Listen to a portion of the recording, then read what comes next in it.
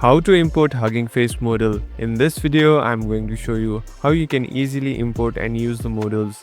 First of all, open the web browser that you use. In this video, I'm using Google Chrome.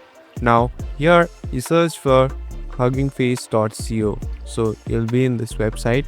Now, on the top at the search bar, search for the model that you want to input or import. Here, I'm selecting any one. So this is the model that you want to import. So here you can see this use this model button. In case you're in your laptop or PC, there will be a separate button to import the model, but in my case you can use this model. Just tap on it, and now here there's only option of using this library, so tap on it again.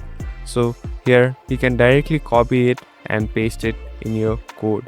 So this will directly import all the things necessary. Thank you for watching this video. I hope this video helps you.